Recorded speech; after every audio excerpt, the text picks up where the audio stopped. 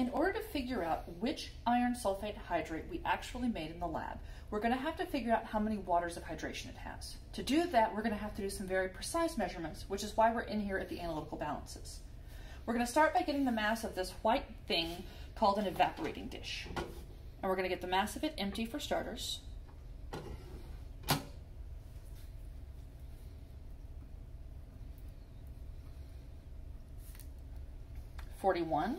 .9763 grams. We're also going to get the mass of this watch glass. As we heat our sample, we're going to try to be careful and be sure that it doesn't splatter up, but just in case it does, we want to be able to get a final mass that includes the sample and doesn't include the watch glass. So the mass of the dish plus the watch glass is going to be 88.97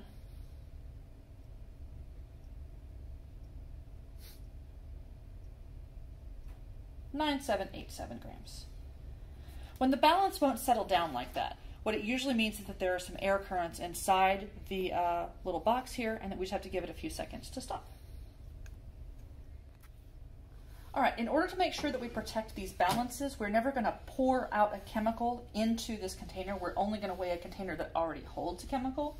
So I use the top loading balances to weigh out between 1 and 2 grams of our hydrate, just like the lab handout told me to.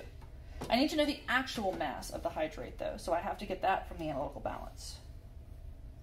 43.7171 grams. All right, so the next thing we're going to have to do with our hydrate here is we're going to drive off all of the water. That's going to decrease the mass, and by seeing how much the mass decreases, we're going to figure out how many moles of water there are per mole of hydrate. To do that, I'm going to use an open flame.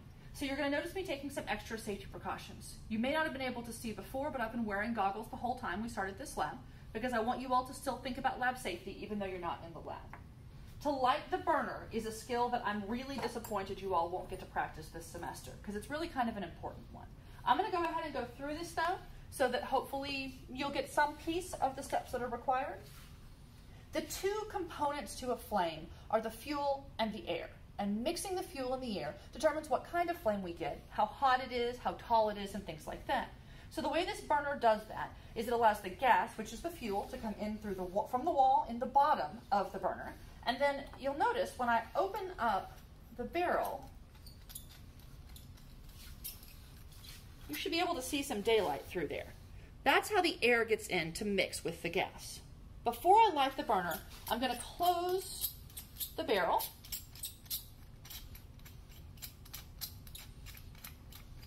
Not too tight. And I'm going to close the nozzle at the bottom. What this means is that when I turn the gas on at the wall, gas should not be coming out of the burner. At that point, I have all the time I need to do whatever adjustments I need to do. Assuming there aren't any leaks, no gas will be coming into the lab. At the wall, our valve has 3 positions. This is off. This is on when the handle is aligned with the tube, and then to the other side is off as well. I always turn the gas completely on at the wall, and then I can adjust how much gas I have at the burner. I'm going to turn the gas all the way on.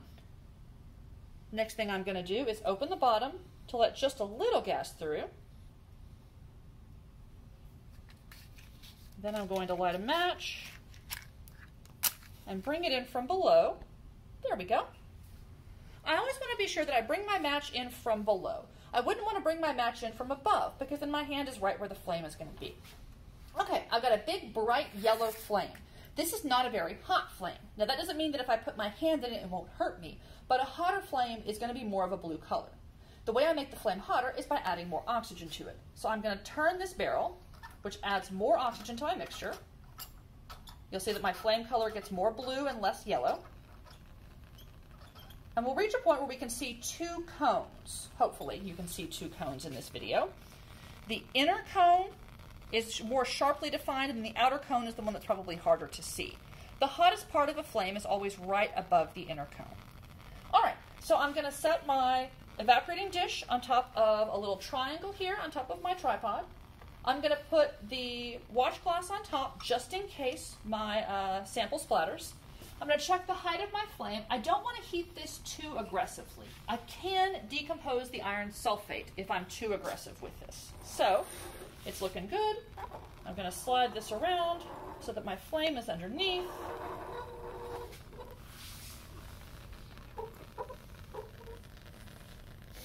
And now I'm going to heat at this level. So the hottest part of the flame is right above that inner cone. And right above that inner cone is pretty far from my sample. But if we look from the top, we're going to see that it's boiling pretty vigorously, or bubbling pretty vigorously. We'll also see that some solid is spattering up there. Maybe you can even see the condensation, which is nice evidence that water is leaving this hydrate. This is actually heating a little bit faster than I want it to, so I'm going to turn a little bit of the air down to make my flame a little bit shorter. Like I said, I want to be sure that I completely drive off the water, but I don't want to overheat it to the point that I decompose the sulfate. A second piece of what we're going to do today with hydrates is these three unknown salts, well not unknown, but these three salts of sodium. One of which, given time, will deliquesce, one of which, given time, will effloresce, and one of which will do neither. We can make visual observations of these, but since they're sitting right next to the balance, it might be a good idea to go ahead and take some quantitative observations of them as well. So the initial mass with the container that says NaOH is 20.92 grams. The initial mass at the container that says Na2SO4 is 17.27 grams, and the initial mass at the container that says NaCl is 18.93 grams. We're going to leave these just to sit on the counter for a little while, and then we're going to come back and see if anything has changed. So checking on our hydrate, we can see now that the water has largely evaporated. We can tell how much the color has changed. This is a good sign that a chemical change has taken place. We want to go ahead and give this a little bit longer. You can see that there's still some water vapor droplets here, and I'm not sure that all of the water has been driven out. So we're going to leave this on a low flame for a little while longer just to be sure that all of the dehydration has happened. All right, I haven't seen any more color change in a while, and I don't see any more condensation, so I'm going to decide that this is heated long enough. I'm going to turn off the burner, but if I were to try to get the mass of this right now, first of all, I might hurt myself by touching the really hot glassware and hot ceramic, and I would definitely create a whole bunch of air currents, convection air currents, inside the balance. This needs to cool to room temperature before I can get its mass. I'll leave the watch glass on top, because if I wait too long, the sample could start absorbing water back from the atmosphere. So I'm going to check in on this fairly often, and pretty much as soon as it doesn't feel warm to the touch is when I'll go and take its mass. We're going to make another qualitative observation of sort of a fun hydrate. This is cobalt chloride hexahydrate, actually cobalt 2 chloride hexahydrate. And you can see in the test tube it's sort of a pretty kind of dark red, reddish purpley sort of color. So we're going to heat it, which should do the same thing that heating our iron sulfate hydrate did. It should drive off the water. Let's see what happens as we heat this in the flame. We can see some water vapor in the tube, just like we could. We can also sort of hear the water vapor coming out, which is kind of fun. We can see it bubbling. I'm going to pull it away a little bit. I don't want the reaction to happen too fast. And look at that color change. Isn't that a pretty dark blue purple?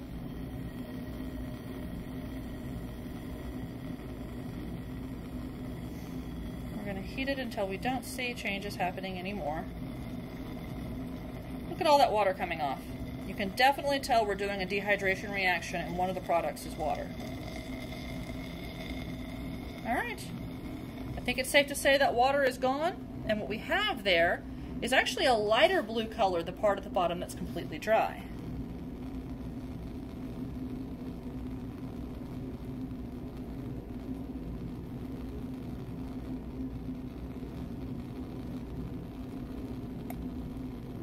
All right. I'm going to leave this to sit here and cool for a little while and see if we can observe any other changes. All right, I have cooled all the way to room temperature, so now I'm going to get a new mass of my dish and my hydrate. I'm leaving the evaporating dish on because I definitely saw a few spatters on the evaporating dish.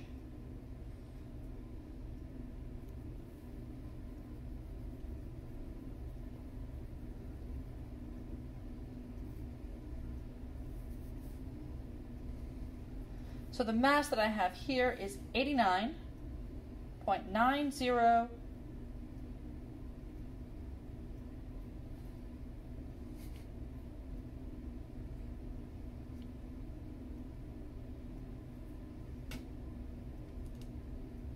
There we go, 9090. Now we need to heat the sample again and make sure we get the same mass the second time we heat it.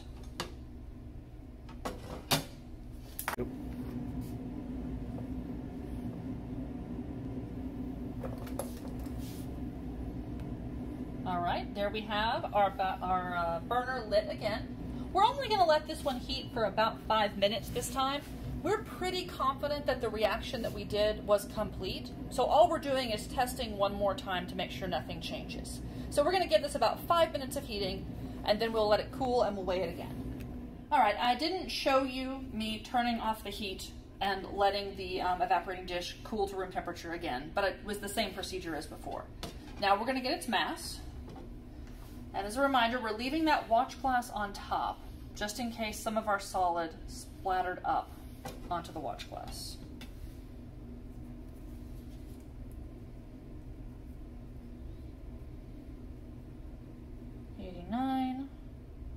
.90. Going to give that a second to think about itself.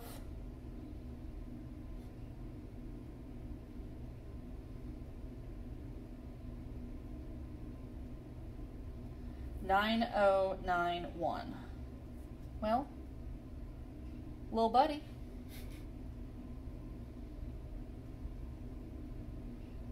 Sometimes this is because it is actually absorbing water from the atmosphere as we watch. So we're going to call that 9091 grams.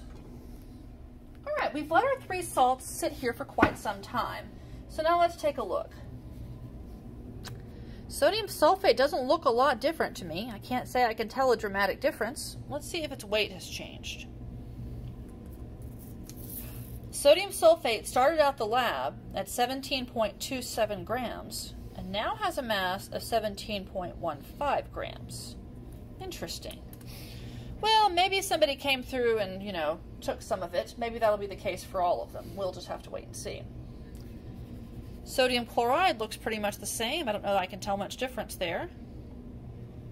Its mass at the beginning of the lab was 18.93 grams, and now it's 18.94 grams.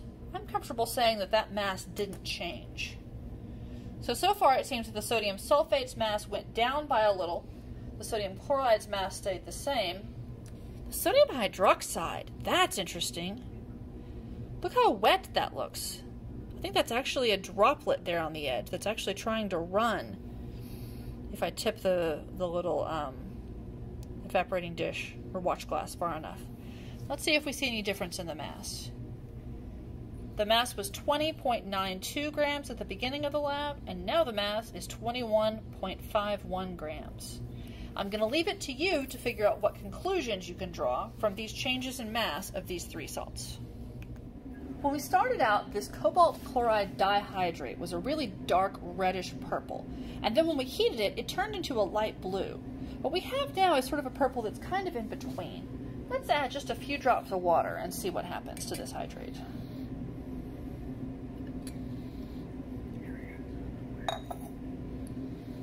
Look at that. Now you can't see on the edges, but there in the middle where there's enough water, that's definitely the color of the hydrate that we started with. So when we added water, we go back to having the copper chloride dihydrate with that characteristic red-purple color. All right, there are 3 separate parts to the Hydrate Lab. The big part, the important part, is where we're trying to figure out what the formula is for the iron sulfate hydrate compound that we made in the previous lab. And then there are 2 more parts where we're just sort of investigating other properties of some other compounds that may have waters of hydration. As you're going through the lab handout and the lab manual, I didn't order the parts of the experiment in the same order in the lab handout as was in the manual, but you all are smart and I have no doubt that you can figure it out. If you have any questions, you can always send me an email. The lab report is due on this lab, but it's sort of due on this lab and the last lab. What I want you to write about in the lab report is the synthesis of the iron sulfate hydrate and then the process of figuring out which iron sulfate hydrate it was. That means you do need to talk about the iron sulfate synthesis, but you don't need to talk about the 2 extra experiments in the Hydrate Lab. You'll find some resources on Moodle, both a lab report instruction sheet and a sample lab report that may help you with this. If you're not sure about writing formal lab reports, maybe you haven't done this before, if you want to send me a draft, I'll be happy to glance over it for you and give you a little feedback before the lab report is actually due. I think scientific writing is important, so I'm glad that we're going to do this, and I want you to feel good about it, and I want you to feel like you're doing well. As always, if you have any questions, send me an email.